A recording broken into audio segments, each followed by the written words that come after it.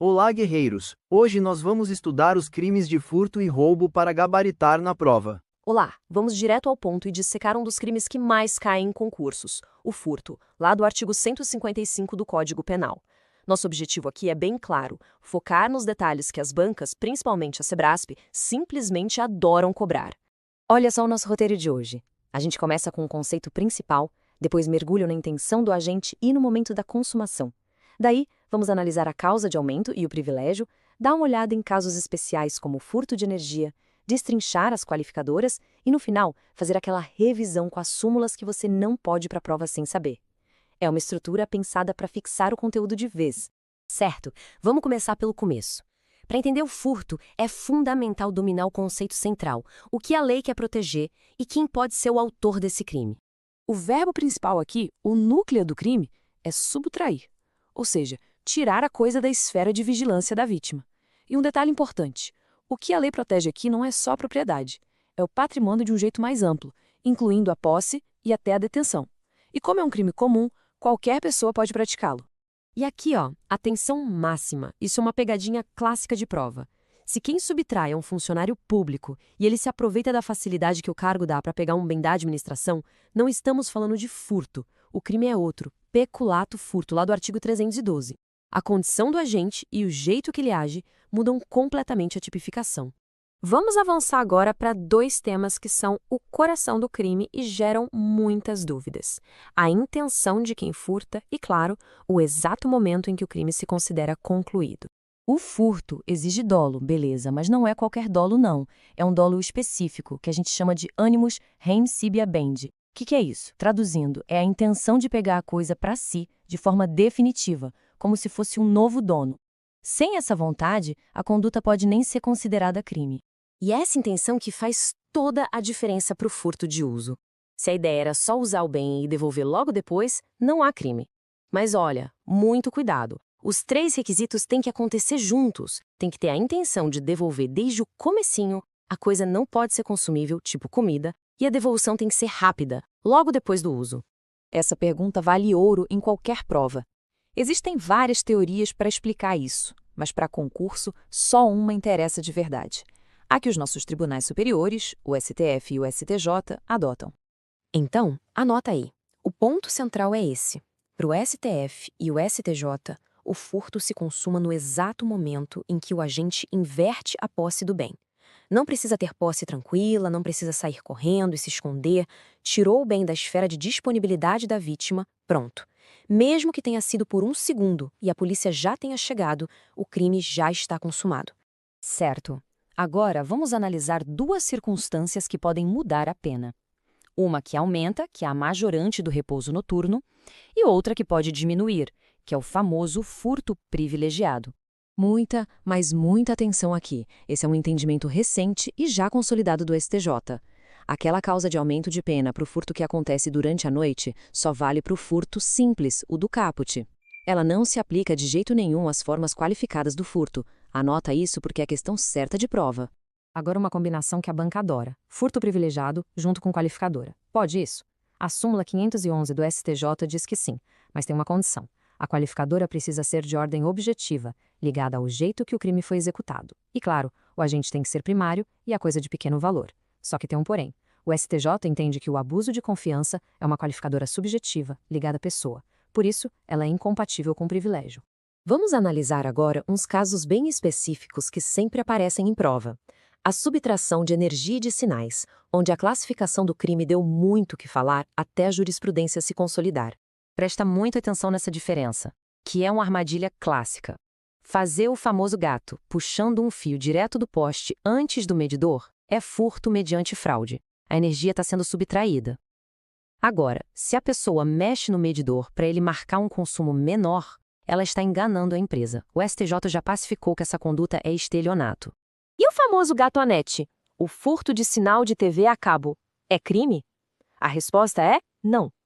A jurisprudência, tanto do STF quanto do STJ, é unânime. É um fato atípico, ou seja, não é crime. E o motivo é simples. A lei não equipara sinal de TV à energia elétrica para fins penais, e a lei específica do setor não criminalizou essa conduta. Agora um tópico de memorização pura, mas fundamental. As circunstâncias que qualificam o furto, ou seja, que aumentam bastante as penas. Saber identificar cada uma delas é essencial. Essa tabela aqui ajuda a organizar o raciocínio. O melhor jeito de memorizar é associar cada parágrafo a um tipo de ação ou objeto. O parágrafo 4º traz as qualificadoras clássicas, como arrombamento e concurso de pessoas. O quarto A, mais grave, fala do uso de explosivos. O quarto B é super atual, sobre fraude eletrônica. O quinto, o furto de veículo que cruza fronteiras. E o sexto, o abigeato, que nada mais é que o furto de gado.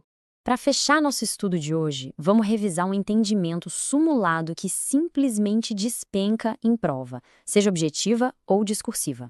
Memorize este número, súmula 567 do STJ. O que ela diz? Basicamente que a existência de câmeras de segurança, alarmes ou até seguranças dentro de uma loja não torna de forma automática o furto um crime impossível. A tentativa ainda pode ser punida e, dependendo do caso, até a consumação é possível. E o raciocínio por trás da súmula é bem lógico. O crime só é impossível quando o meio é absolutamente ineficaz para conseguir o resultado. Um sistema de vigilância dificulta, claro, mas não torna o furto impossível. E aqui a gente volta na teoria da Amótio. Se o agente consegue inverter a posse do bem, mesmo que por um segundo antes de ser pego, o crime já se consumou. Beleza, pessoal? Vamos continuar nossa conversa sobre o crime de furto. O foco hoje total nas qualificadoras e naqueles tipos que, olha, são figurinha carimbada em qualquer prova de direito penal. A ideia aqui é direto ao ponto, tá? Otimizar essa revisão para garantir aqueles pontos que no final fazem toda a diferença na aprovação. Certo? Então, para começar, vamos pensar em duas situações que caem direto em prova. Imagina só, quebrar o vidro de um carro para furtar o som. Isso qualifica o crime? E se o furto for de um Pix? E aí? Parece simples, né? Mas é exatamente nesses detalhes que a gente separa quem passa de quem fica. As respostas, claro, estão naquelas nuances da lei, da jurisprudência, e é isso que a gente vai desvendar agora mesmo. Então, bora lá, direto para o coração do furto qualificado, o parágrafo 4º do artigo 155. É aqui que moram as qualificadoras que a gente chama de clássicas, sabe? É a base, o que todo mundo tem que dominar. E pode anotar, cada inciso que a gente vai ver a partir de agora é uma questão de prova em potencial. Então, vamos começar. Ok, começando com rompimento de obstáculo. A regra de ouro aqui é a seguinte, presta atenção. A violência tem que ser contra o que protege a coisa e não contra a coisa em si. Por exemplo, quebrou o cadeado para levar a bicicleta? Pronto, furto qualificado.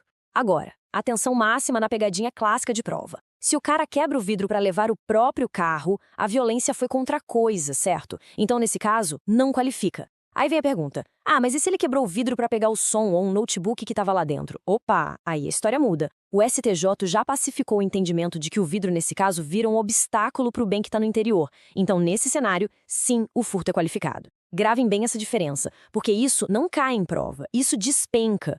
Beleza, agora vamos ver um combo de qualificadoras. Primeiro, abuso de confiança. É bem intuitivo. O agente se aproveita de uma relação de lealdade para cometer o crime. Clássico exemplo, o funcionário que tem a chave da empresa. Segundo, a escalada. Olha, não é só pular um muro, tá? A lei fala em um esforço em comum, algo extraordinário. Pensa em cavar um túnel, por exemplo. Isso é escalada. Terceiro, a destreza. Essa aqui é a habilidade especial, sabe? O famoso batedor de carteira, o mão leve, que age de um jeito que a vítima nem percebe. E aqui, ponto-chave para a prova. Se a vítima percebe a ação, nem que seja por um segundo, já era. A qualificadora de destreza cai por terra. O crime até pode ser tentado, mas vai ser furto simples, porque a tal habilidade especial do ladrão falhou. Olha, essa aqui é uma das distinções mais cobradas em direito penal. Furto mediante fraude versus estelionato. Vamos deixar isso bem claro. No furto mediante fraude, o que acontece? O criminoso engana a vítima para baixar a guarda dela, para que ele mesmo possa subtrair o bem. Imagina o falso técnico de internet que entra na casa para arrumar o sinal e na primeira oportunidade leva um notebook. A vítima não entregou nada, ela só foi distraída. Agora, no estelionato, a coisa é diferente. A fraude é usada para fazer com que a própria vítima, enganada, entregue o bem para o criminoso. A entrega é voluntária, sabe? Mesmo que a vontade esteja viciada pelo engano. Então, o grande divisor de águas é esse, a ação da vítima. No furto com fraude, ela é passiva na subtração.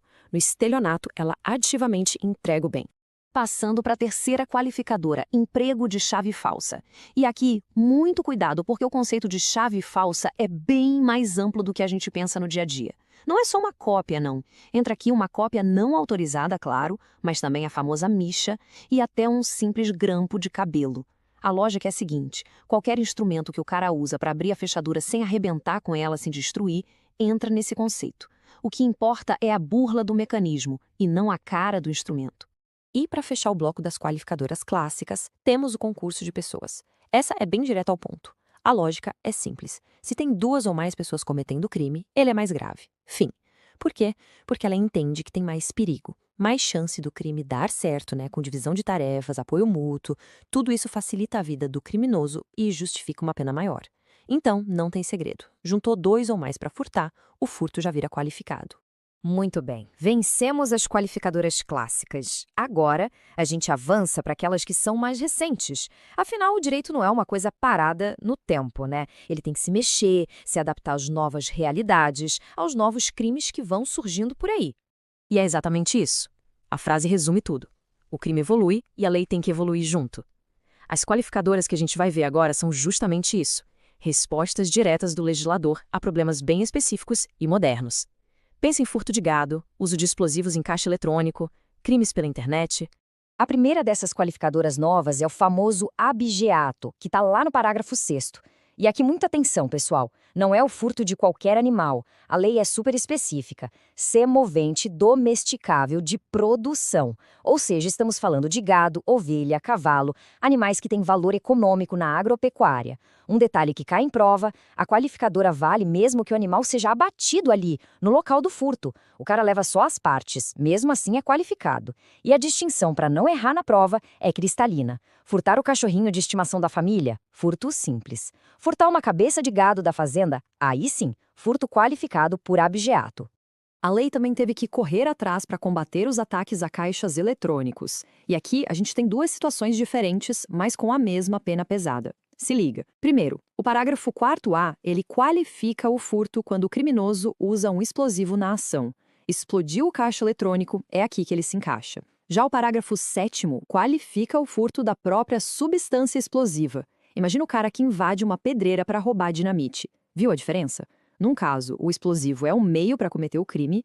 No outro, o explosivo é o próprio objeto do crime, é o fim. E agora, um ponto de atenção máxima. Sabe aquela informação que separa quem passa de quem não passa? É essa aqui.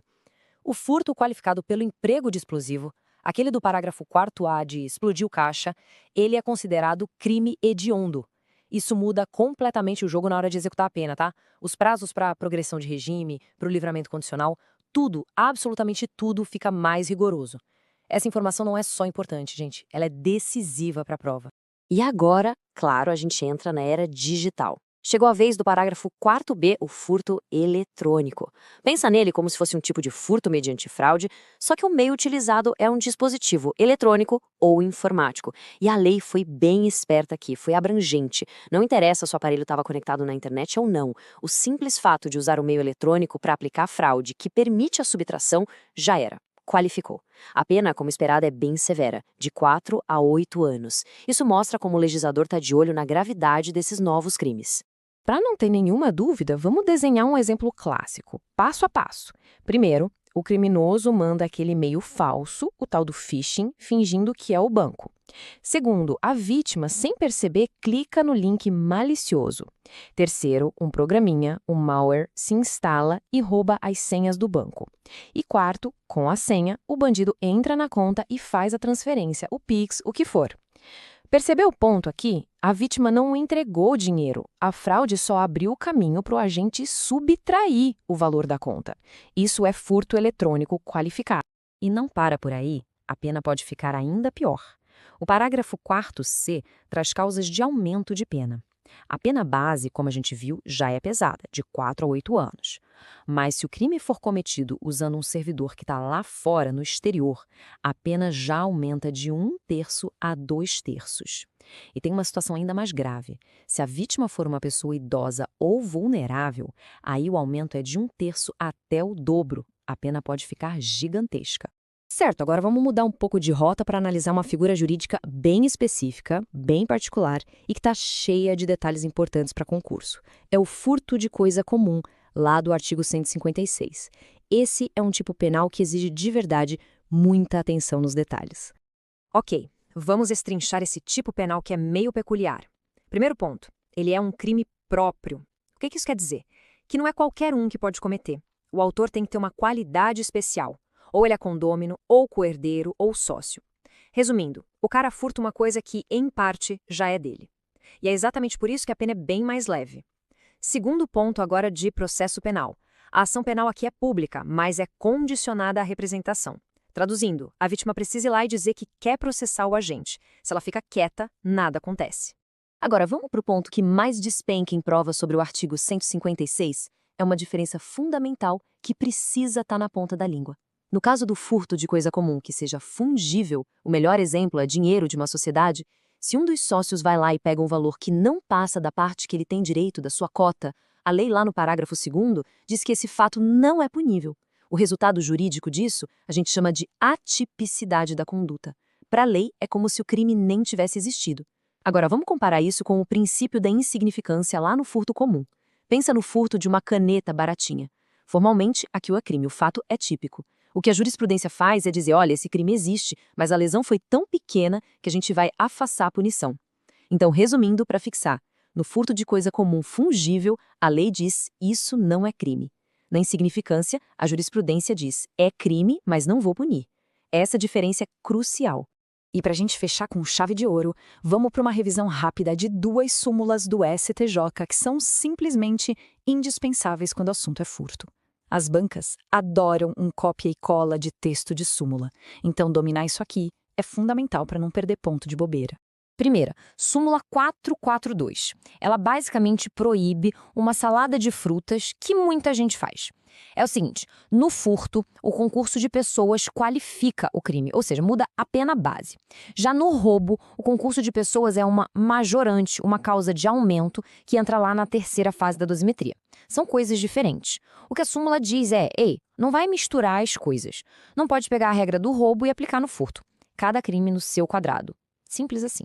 Agora, a súmula 567. Essa aqui veio para derrubar de vez a tese do crime impossível no furto. A defesa vivia argumentando que se uma loja tem câmera, tem segurança, então seria impossível consumar o furto. O STJ bateu o martelo e disse, calma lá, não é bem assim. O fato de ter vigilância pode até dificultar a vida do ladrão, mas não torna o crime absolutamente impossível. Então, a tentativa de furto é perfeitamente possível e, claro, o crime pode sim se consumar. E aí, pessoal, vamos direto ao que interessa? Hoje a gente vai dissecar um dos artigos mais quentes em provas de concurso, o 157, o famoso crime de roubo. É para gabaritar sem enrolação. Olha só nosso roteiro. A gente vai seguir essa lógica, do básico para o avançado. É um caminho pensado para facilitar a memorização e a revisão depois. Bora começar? Então vamos lá. Para entender roubo, a gente precisa ter uma base sólida. Dominar esses conceitos aqui é o que vai fazer toda a diferença na hora de resolver a questão. A própria lei já nos dá a receita do bolo. O verbo principal é subtrair. Mas atenção, o que realmente define o roubo é o como essa subtração acontece. Tem que ter violência ou grave ameaça contra a pessoa. Se faltar isso, a gente não está falando de roubo. E aqui está a primeira distinção que toda banca de concurso adora explorar. Qual a diferença de roubo para furto? É simples, a violência ou a grave ameaça. É essa linha que separa os dois. Por isso que a gente diz que o roubo é um crime complexo, sabe? Ele não protege só o patrimônio, como no furto, ele protege também a pessoa, a integridade dela. E falando em violência, é bom saber que ela pode aparecer de 2 formas. A violência própria é aquela mais óbvia, o tapa, o empurrão, a força física mesmo. Já a imprópria é mais sutil. É quando o criminoso usa outro meio para deixar a vítima sem chance de reagir, tipo colocar um boa noite Cinderela na bebida ou trancar a pessoa num quarto. Agora atenção máxima pessoal, anota isso aí que é pegadinha clássica. Primeiro, princípio da insignificância, a tal da bagatela. Se aplica no roubo? A resposta é um sonoro não. A jurisprudência já pacificou isso. Segundo ponto, o ladrão anuncia o assalto, mas a vítima está sem nada de valor. Isso é crime impossível? De jeito nenhum. O que se configura aí é a tentativa de roubo. Guardem isso. Vamos avançar para outra distinção fundamental: roubo próprio e impróprio. O pulo do gato aqui é entender quando a violência acontece. O momento muda tudo. A lógica é bem clara. No roubo próprio, que é a regra geral, a violência vem antes ou durante a subtração. Ela é a ferramenta para conseguir pegar o bem.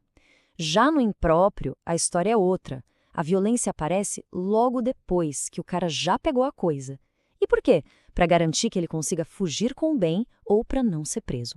Olha só a sequência do roubo impróprio, passo a passo. Ele começa aparecendo furto, o cara pega o bem sem violência.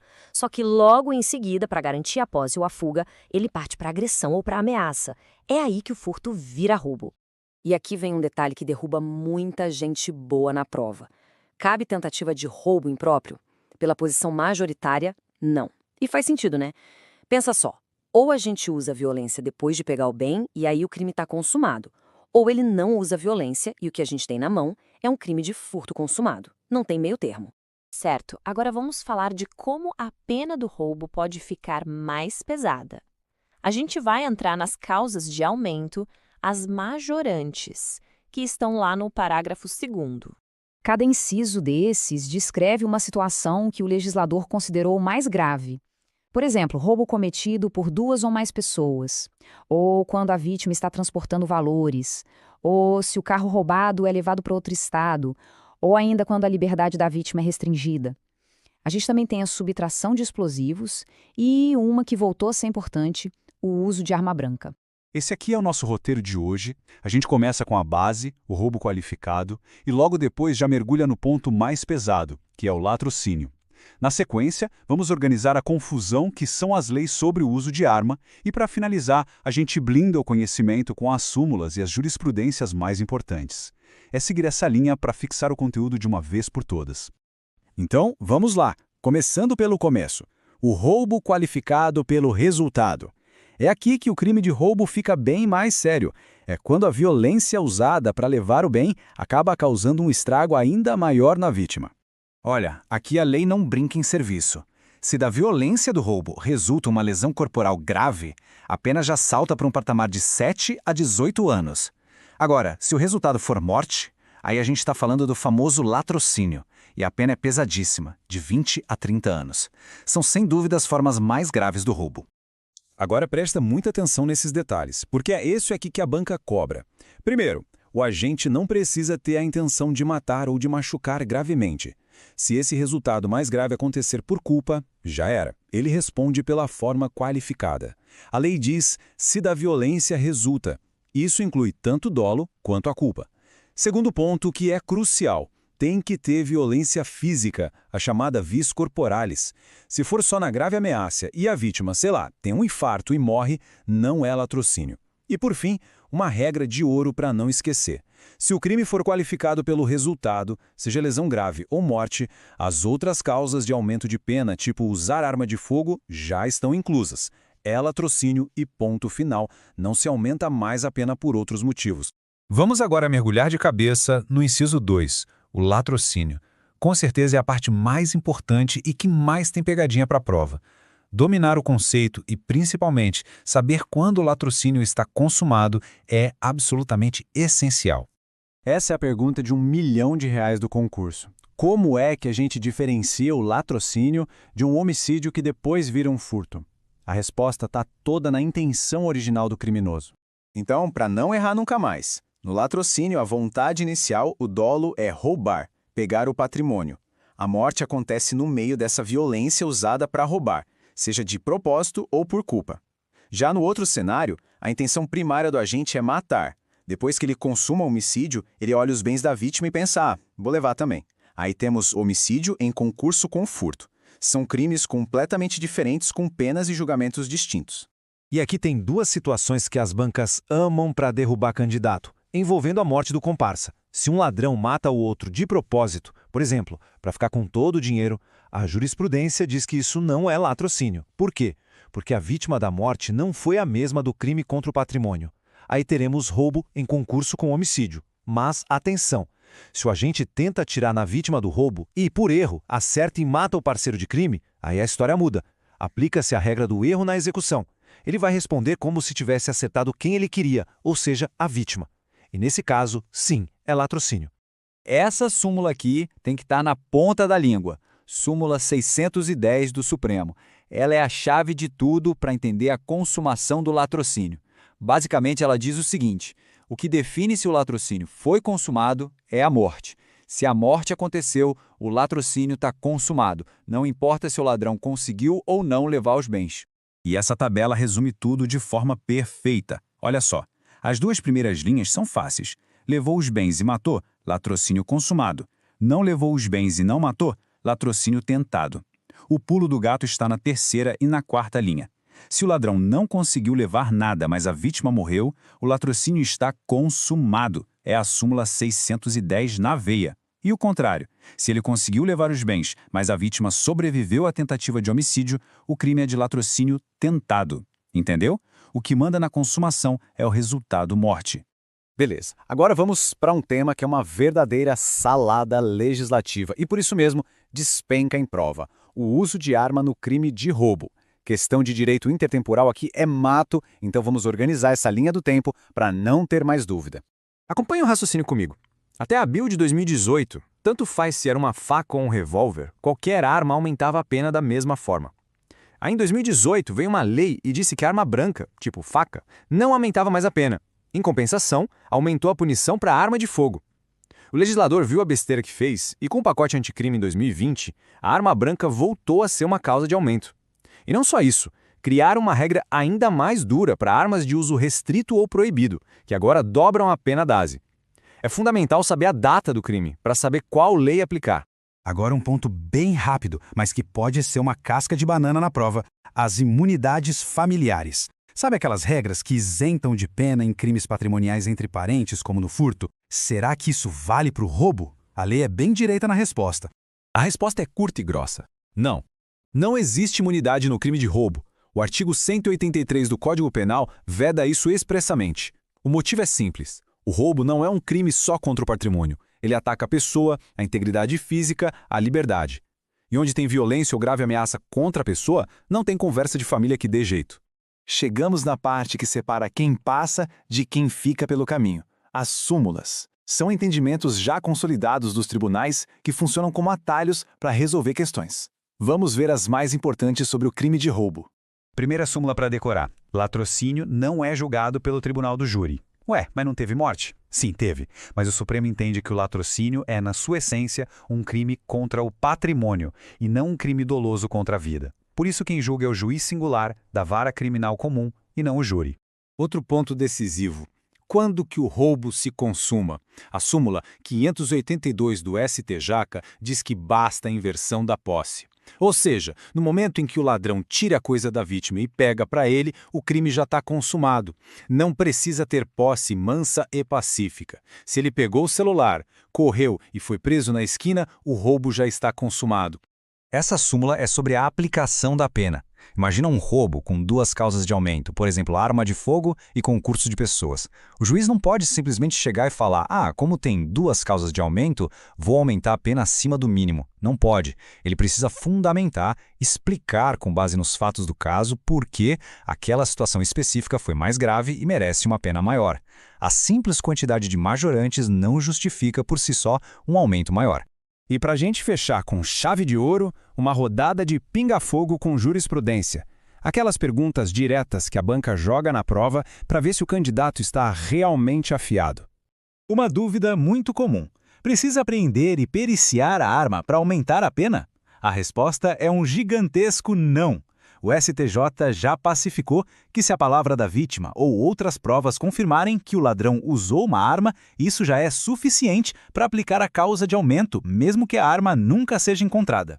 Pensa num assalto dentro de um ônibus. O assaltante, com uma única ação, aponta a arma e leva o celular de 10 pessoas. E aí, é um crime só ou são 10 crimes? A resposta é 10 crimes de roubo em concurso formal, porque ele atingiu 10 patrimônios diferentes. E no latrocínio? Se o agente, para roubar um banco, mata 2 seguranças, temos um latrocínio só? Negativo. A jurisprudência entende que aí houve desígnios autônomos, ou seja, vontades diferentes para cada morte. O resultado é o concurso formal impróprio, e as penas dos crimes são somadas. E só para reforçar o que a gente já viu na tabela, o que manda é sempre a intenção do agente. Se ele tinha a intenção de matar para conseguir roubar, mas a vítima foi socorrida a tempo e sobreviveu, estamos diante de um latrocínio tentado. A análise sempre parte do dolo, da intenção. Agora vem a parte mais importante de todas, talvez. Porque a gente viu as regras de imunidade, mas elas não valem sempre. Existem exceções que fazem tudo isso cair por terra. É aqui que a banca te pega. Então vamos ver quando essas imunidades simplesmente não se aplicam. Olha, atenção máxima aqui. O artigo 183 é o artigo das exceções. Ele diz exatamente quando as regras dos artigos 181 e 182 não valem. Decorar isso aqui não é uma opção, é uma obrigação para quem quer ser aprovado. Então, quando essas imunidades não se aplicam? Vamos lá, ponto por ponto. Primeiro, se o crime for de roubo ou extorsão. Segundo, se em qualquer crime patrimonial houver o emprego de grave ameaça ou violência.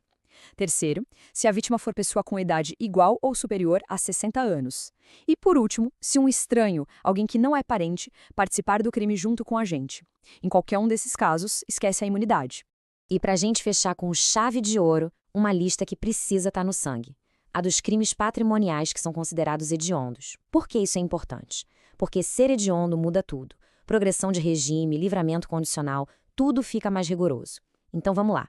Roubo com restrição de liberdade ou com uso de arma de fogo, latrocínio, que é o roubo seguido de morte, extorsão qualificada por morte, lesão ou restrição de liberdade, extorsão mediante sequestro e, mais recentemente, o furto qualificado pelo emprego de explosivo. Essa lista é fundamental.